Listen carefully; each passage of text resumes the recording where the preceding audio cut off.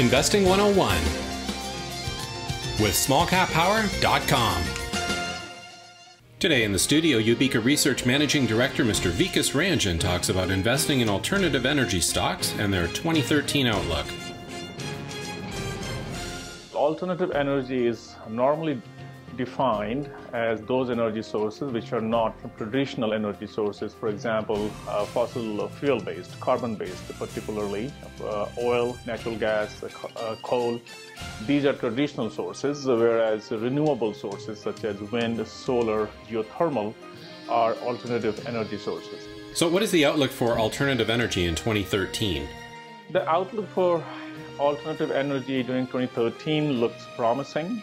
We have seen that some sources of energy are becoming more mainstream. For example, wind as an energy source has contributed to the electricity generation is almost 2% of total global electricity capacity.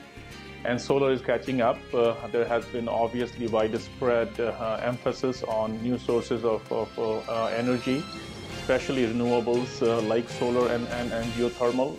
As we all know, use of fossil fuel energy sources contribute to environmental pollution, which is at least leading to some sort of global warming. So there is increased emphasis, particularly in developed countries, to use more renewable sources of energy.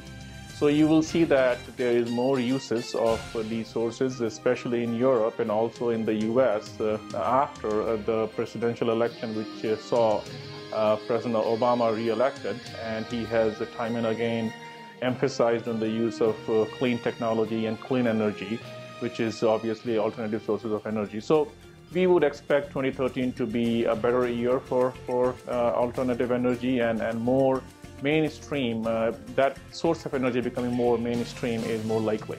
Are there specific areas of high growth in the coming years? Yes, we believe that there are certain areas which will likely see more growth. For example, I mentioned that wind already contributes 2% of global electricity supply, and the solar, which was only about 0.25% of global electricity supply, is catching up fast.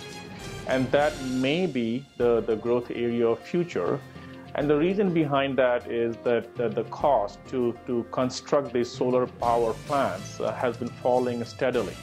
So for example, now the cost to construct the modules for solar power plant cost less than $1 per watt capacity, which is very, very comparable considering compared to the traditional sources. For example, natural gas power plant costs about $1, whereas coal power plant costs about $3 per watt capacity. So suddenly you are seeing that solar power plants are a lot more competitive. And don't forget that the fuel used in these power plants is free.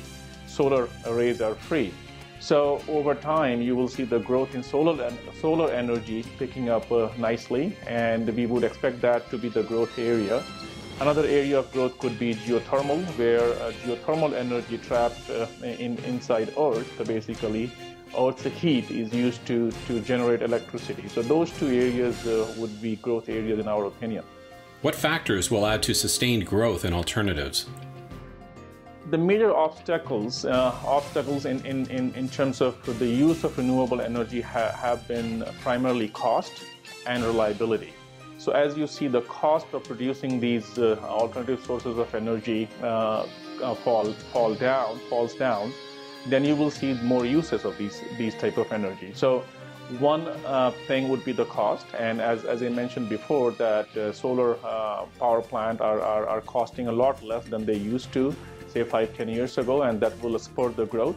The other problem with the use of renewable energy is really the reliability aspect. So for example, when you use wind or solar, it's not always that you can control how they get produced. You can't control how wind blows, you can't control whether the sun will shine or not.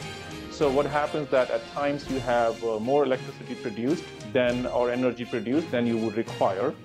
And the reliability becomes a problem because you can't really use when you need them. So the ways to store those energy sources, for example, if you can get improvement on those so that you can store surplus energy, and when you need them, then you can use them, will be critical. And there has been a significant advancement made in those areas, but that requires a major investment in infrastructure. For example, a smart grid and those technologies. And as we see improvements in those areas, you will see the use of those kind of energy sources becoming more traditional and more mainstream.